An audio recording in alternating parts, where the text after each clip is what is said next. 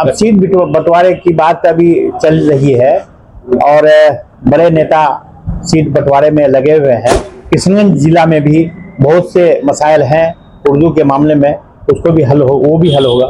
खास करके उर्दू के मामले में जो समस्याएं आती हैं, जो मसाइल आता है, और उस कमेटी की जिम्मेदारी है कि वो सरकार के समक्ष इस बात को रखे। उससे उर्दू की भलाई होगी, उर्दू की तरक्की होगी, उर्दू से जुड़े हुए लोगों, मुंसलिक लोगों को आगे बढ़ाने का मौका मिलेगा कि सब मिलजुल करके हमारे जो कमेटी का काम है उसको आगे बढ़ाए। आपको उर्दू एडवाइजरी कमेटी का सदस्य बनाया गया,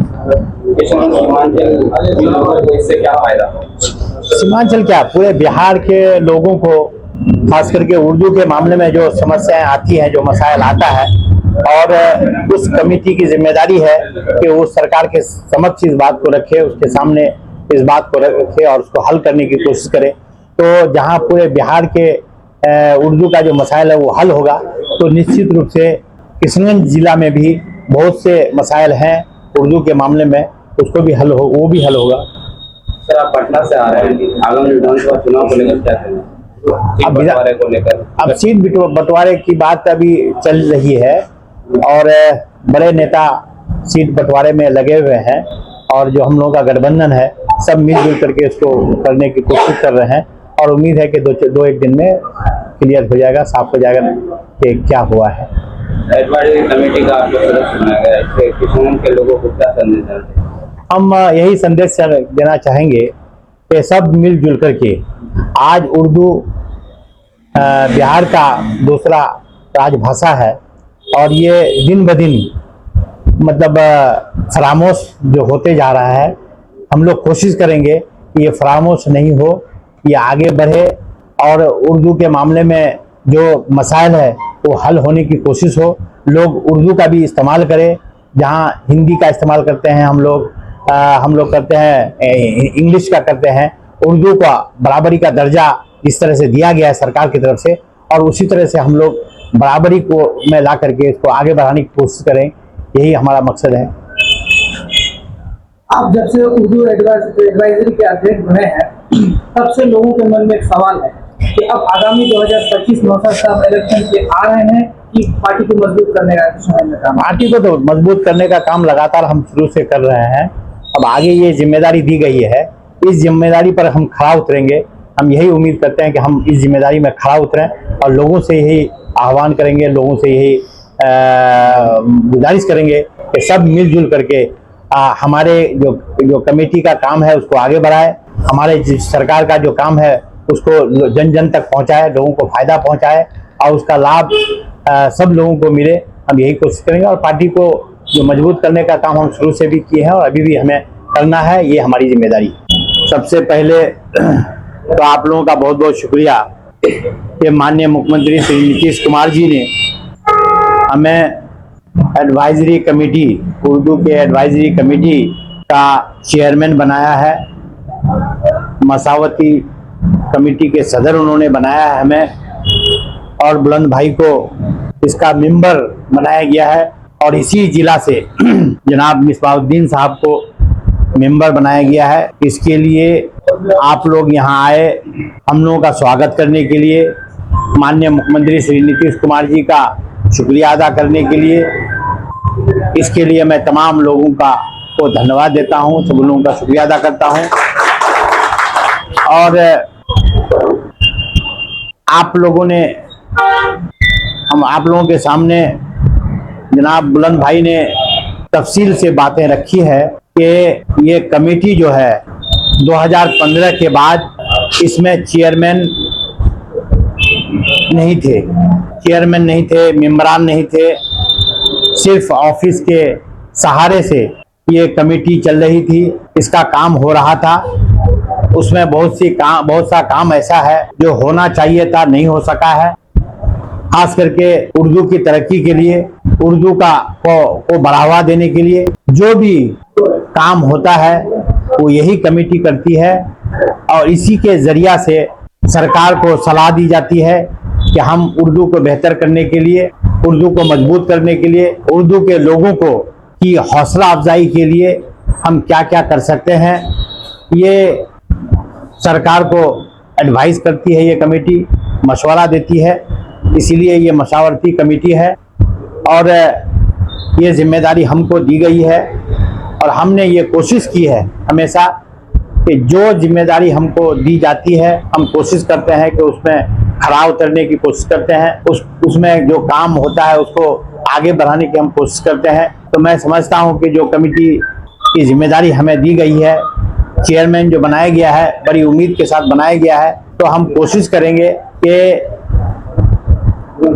इस उर्दू का जो मामला है, जो जो काम होगा, जिस काम से उर्दू की को मजबूती मिलेगी, उर्दू की भलाई होगी, उर्दू की तरक्की होगी, उर्दू से जुड़े हुए लोगों, मुंसलिक लोगों को आगे बढ़ाने का मौका मिलेगा, हम कोशिश करके उसको करने की कोशिश करेंगे।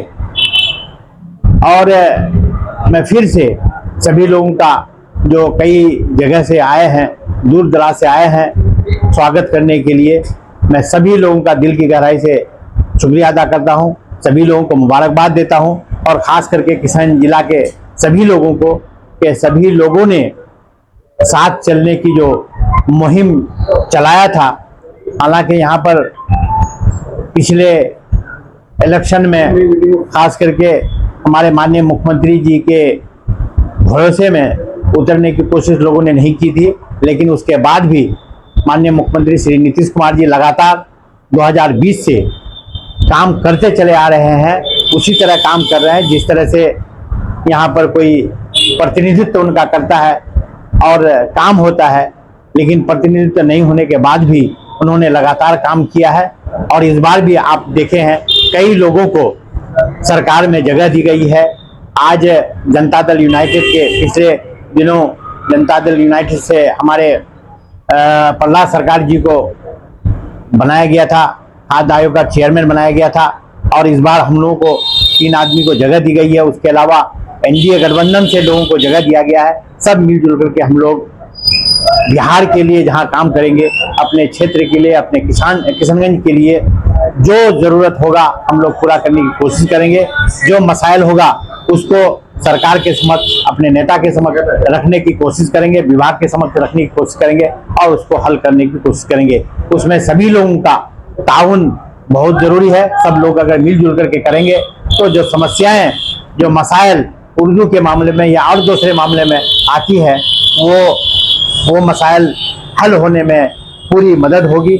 इन्हीं सब बातों के साथ मैं फिर से आप लोगों को भी मुबारकबाद देता हूं और बुलंद भाई को दोबारा इस चीज के लिए कि खाद्य का जो ये है उसमें भी सदस्य चुने गए हैं। खाद्य संरक्षण जो कमेटी है उसमें ये सदस्य चुने गए हैं। इसके लिए मैं फिर से आप लोगों की तरफ से और किशनगंज की तरफ से माननीय मुख्यमंत्री को का शुक्रिया अदा करता हूं। जिन्हें कई महीनों से इस पर विचार विमर्श हो रहा था कि इस कमेटी को फिर से जो है तो बिहार में जिंदा किया जाए और उसकी एक कमेटी बनाई जाए। दिनांक 5 अक्टूबर 2025 को एक नोटिफिकेशन जारी हुआ जिसमें हमारे नौशाद आलम साहब जो पूर्व मंत्री बिहार सरकार, उनको उस कमेटी का अध्यक्ष मनोनीत किया गया और उसके साथ 14 सदस्यीय उसमें 14 सदस्यों को उसमें रखा गया और 15 सदस्यीय कमेटी बनाई गई अध्यक्ष को लेकर के। आपके किशनगंज से हमारे अध्यक्ष जी खुद हैं, एक मेंबर मिसबाउद्दीन बुखारी हैं और एक मेंबर मैं खुद उसमें हूं। अब रहा सवाल ये कि बहुत लोगों को ये समझ में नहीं आ रहा कि उर्दू सलाहकार समिति है क्या काम है। इसका रेंज बहुत बड़ा है। आपको मालूम है कि आपके बिहार में उर्दू को दूसरा दर्जा प्राप्त है और कमेटी के नहीं रहने की वजह से, अध्यक्ष की अनुशंसा नहीं होने की वजह से बहुत सारी चीजें पदाधिकारी जो है अपने हिसाब से किया करते थे। लेकिन क्योंकि अब आचार संहिता लग गया है, आचार संहिता खत्म होने के बाद इनका रोल बहुत इंपॉर्टेंट हो जाएगा, समिति का रोल बहुत इंपॉर्टेंट हो जाएगा। उर्दू के संबंधी जितने मामले हैं, उर्दू ट्रांसलेटर की बहाली जो होती है बगैर इनकी अनुशंसा के वो बहाली नहीं होगी। जब वो आएगा ये उस पर जो है सो नजरसानी करेंगे उसको ओके करेंगे। इनको किसी पर डाउट होगा तो उसकी जो है उसके खिलाफ लिखेंगे डायरेक्टर को और उस पर भी विचार विमर्श होने के बाद होगा। आप देखिएगा कि हर ऑफिस में कहीं है कहीं नहीं है कि हिंदी के बाद उर्दू का होना जरूरी है। ये सारी चीजें देखनी है पूरे जिला में और पूरे बिहार में कि कहाँ है। और कहीं कहीं आप देखिएगा कि नाम कुछ है, उर्दू में तेरा मेरा लिखा रहता है। इस सब को दुरुस्त करने का भी मामला है। और उर्दू के शिक्षकों की बहाली स्कूल में पहले क्या था, पहले था 10+1 स्कूल में कि 10 टीचर 1 प्रिंसिपल, उसको घटा किया गया 9+1 और अब तो कर दिया गया 5+1, इसमें उर्दू शिक्षक है ही नहीं कहीं कहीं स्कूल में, बहुत जगह देखिएगा। तो ये सारी जो समस्याएं हैं उसके आगे भी बहुत सारे मामले हैं जो धीरे धीरे आप लोगों को पता चलेगा। तो ये सारी उर्दू से संबंधित, उर्दू को और डेवलप करने के लिए स्कूल में बच्चों को, आपने देखा होगा कि जैसे फारसी डिपार्टमेंट को खत्म कर दिया गया है, यूनिवर्सिटी में खत्म कर दिया गया, कॉलेज स्कूल तो छोड़िए आपके यूनिवर्सिटी में भी नहीं है। इस मामले को भी हम लोग जो है सो उजागर करेंगे हम अपने चेयरमैन साहब के इससे, और उस पर भी काम होगा।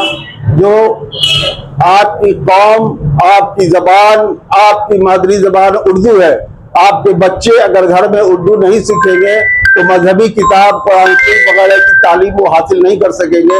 इसके डेवलपमेंट के लिए हमारे घरों से जो है इसकी शुरुआत होगी और पूरे बिहार में इसको लागू किया जाएगा। और हम धन्यवाद देते हैं अपने माननीय मुख्यमंत्री नीतीश कुमार जी को कि उन्होंने इस पर ध्यान दिया। मुसलमानों के लिए, अल्पसंख्यकों के लिए, अति पिछड़ों के लिए, दलितों के लिए, महादलितों के लिए जो काम उन्होंने किया, उसके साथ साथ मुस्लिम अल्पसंख्यकों के लिए भी उन्होंने सोचा और उसकी कई मिसालें पूरे बिहार में है। इसलिए ये कमेटी जो बनाई गई है इसके लिए हम लोग उनको धन्यवाद करते हैं। जनता दल यूनाइटेड किशनगंज परिवार की तरफ से उनको धन्यवाद ज्ञापन करते हैं। और जब तक आचार संहिता लगा हुआ है कोई मीटिंग नहीं होगी। हम लोग गए थे उस डिपार्टमेंट में, उस डिपार्टमेंट में सारी बातें हुई। परवेज साहब डायरेक्टर हैं, बहुत सुलझे हुए आदमी हैं। आप चूंकि चेयरमैन है, राज्य मंत्री का दर्जा इनको प्राप्त है और ये लागू होगा कब, आचार संहिता के बाद। इनको डिपार्टमेंटल गाड़ी है मिलेगी, वहां इनका चैम्बर होगा, उस चैम्बर में सदस्यों के लिए भी बैठने की व्यवस्था होगी, मीटिंग होगी। और आप लोगों को हम आश्वस्त करते हैं, यकीन दिलाते हैं कि हमारे चेयरमैन साहब जिस पोस्ट पर हैं और जिस के लिए उनको ये किया गया है उस पर बहुत ज्यादा सुधार होगा, उस पर बहुत ज्यादा प्रगति मिलेगी, देखने में आप लोगों को नजर आएगा। बहुत बहुत धन्यवाद।